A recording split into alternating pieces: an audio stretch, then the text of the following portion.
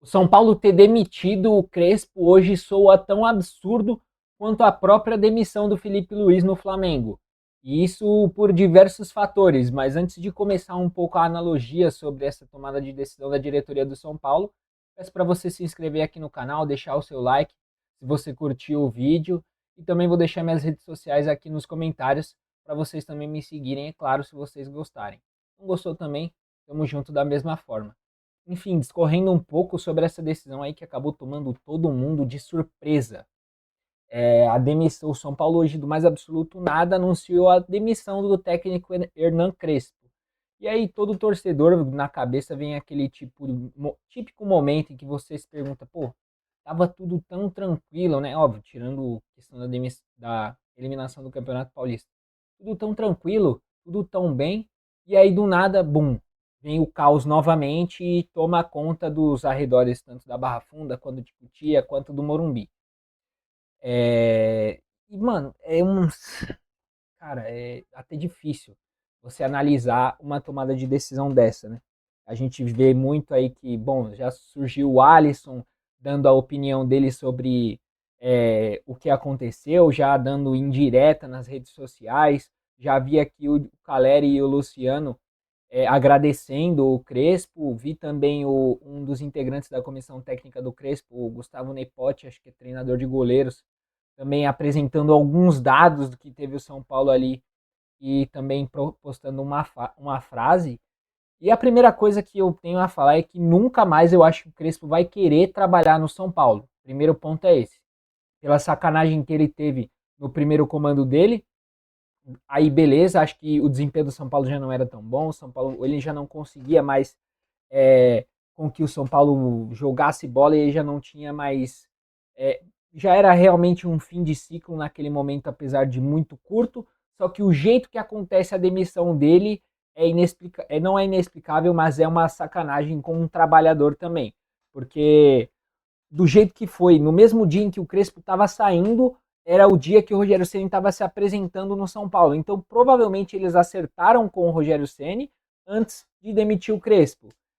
E aí, novamente, o que acontece, não aconteceu algo do tipo, pelo menos não até o momento, mas o que acontece é outra tomada de decisão, pelo menos com o Crespo, inexplicável. Pô. Porque no momento em que o Crespo conseguiu arrumar o time do São Paulo, que o time do São Paulo conseguiu ter uma curva de evolução, né? Porque acho que do começo do ano a gente começou aqui, ó, caindo, né? Caindo, caindo. Aí depois foi subindo aos poucos, aí oscilou, subiu novamente, oscilou e subiu novamente. Foi o que aconteceu nesses últimos jogos. Acho que até vi uma sequência do São Paulo lá, a gente estava invicto não sei quantos jogos, acho que eram 8, 9, e aí vem a derrota para o Palmeiras, né? Era um time que estava muito bem no início de Campeonato Brasileiro, segundo colocado, foi eliminado no Campeonato Paulista para uma equipe que é relativamente melhor na questão de elenco, é uma equipe que é mais ajeitada administrativamente e uma equipe que também tem muita qualidade falando de quase todos os setores. E aí você vem de um São Paulo que está em reconstrução e mesmo assim ainda conseguiu dar jogo, né? A gente fala muito sobre a arbitragem naquele jogo, mas também a atuação do São Paulo foi realmente um pouco abaixo. Mesmo assim, era para o São Paulo ter conseguido, ao mínimo, um empate contra o Palmeiras naquela semifinal de Campeonato Paulista. E até como eu falei no meu vídeo, a gente pode, por diversos motivos, a gente pode questionar o trabalho do Hernan Crespo, né? A gente começa também ele insistindo no Rigoni, quando o Rigoni estava aqui, a utilização do Dineno também, por diversos motivos, diversos motivos. A escalação do Luan na semifinal do Campeonato Paulista, sem ele estar com o ritmo de jogo, sem ele estar jogando, né? Poderia ter utilizado o Pablo Maia. Acho que a queda de desempenho do São Paulo no final de 2025 a gente também pode questionar. O próprio 6-0, o início do ano de São Paulo em 2026 a gente também pode questionar. Só que nesse momento o Crespo foi arrumando aos poucos os erros que o São Paulo vinha tendo. Foi se arrumando de pouco em pouco, passou um pouco pelo setor ofensivo, depois veio pelo meio de campo, que acho que era um dos menores problemas, e depois foi para o setor defensivo, que vinha realmente muito mal, e aí o São Paulo consegue encontrar um padrão, para de sofrer tantos gols, o sistema defensivo passa a ser mais sólido, e era o que vinha acontecendo nesse momento. Tirando esses 2 gols contra o Palmeiras, o São Paulo vinha muito bem no seu setor defensivo, vinha muito sólido nas últimas partidas também. E aí acho que era o pior momento para você optar por essa decisão, tanto quanto aconteceu com o Felipe Luiz, que aconteceu depois de uma goleada de 6-0. Era o pior dos momentos, o pior dos momentos. E como eu falei, você poderia questionar por diversos motivos e apresentei esses motivos. Só que nesse momento é uma decisão completamente inexplicável, a não ser que lá dentro o Crespo seja tenha feito uma arruaça, que aí tenha batido em não sei quem, e isso e aquilo. É a única explicação. Motivos totalmente internos que aí acabe gerando toda essa, que é o que eu acho que é mais plausível no momento, coisa que não veio à tona, coisa que a gente não sabe. É a única explicação. Porque ali, como um conjunto, o São Paulo realmente vinha nessa curva de evolução, vinha numa crescente. E aí, do nada, o São Paulo vai ter que começar tudo de novo. O São Paulo vai ter que se reestruturar novamente, se adaptar a um novo trabalho, tudo de novo, durante uma temporada já acontecendo. E aí você se pergunta, o Harry Macis que vinha ali, acho que em boas tomadas de decisões, que a gente vinha elogiando o Harry Macis, acho que ainda era muito cedo para se falar em melhor presidente, em novos ares e ser um melhor presidente, mas pelo menos dentro de campo acho que isso já se alterou. Só que essa tomada de decisão, na minha opinião, é totalmente equivocada, completamente equivocada.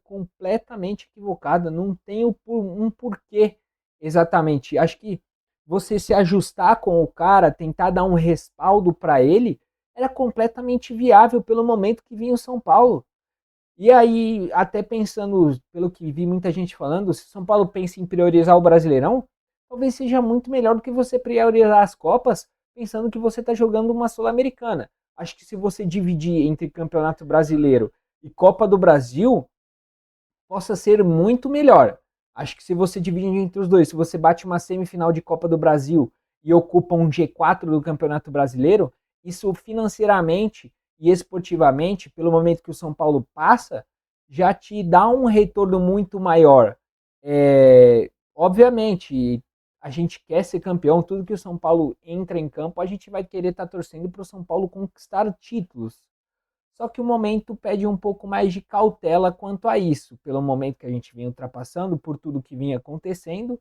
E aí era um momento que a gente estava pelo menos numa calmaria, tanto que a torcida, acho que até pelo fato da arbitragem também ter sido um pouco mais ativa na questão da eliminação, a torcida vinha num pouco de calmaria com o time. A eliminação não passa tanto por reclamação de tal ou tais jogadores, pela decisão do Crespo de escalar o Luan, é verdade, mas é algo que não tinha afetado o time dentro de campo. Parece que o time vinha numa sequência muito boa. Só que aí vem algo, realmente, como eu falei, é tudo do zero novamente. São Paulo vai ter que se reestruturar durante a temporada acontecendo novamente. A gente não sabe, o que é pior de tudo é que a gente não sabe quem é que vai vir. E isso talvez seja o que mais atormenta, porque se a gente olhar para o mercado, talvez não temos as melhores opções possíveis, pensando em semelhança de estilo de jogo do Crespo, alinhado também com o que um pouco do que a torcida quer. E aí vira isso uma loucura novamente. O São Paulo retoma aquele caos que a gente tinha saído do início de 2025.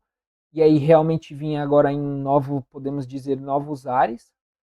Só que esse caos está instaurado novamente, tudo volta àquele questionamento, e o São Paulo vai ter que ir atrás de um novo comandante. É aquilo, né? Parece que o São Paulino ele não vai ter aquele único, ou pelo menos única semana de paz. E é isso. Se você gostou do vídeo, não esquece de se inscrever, de deixar o seu like, ativar o sininho também. Tamo junto e as redes sociais eu vou estar deixando aqui na descrição. Agradeço vocês pelo apoio sempre.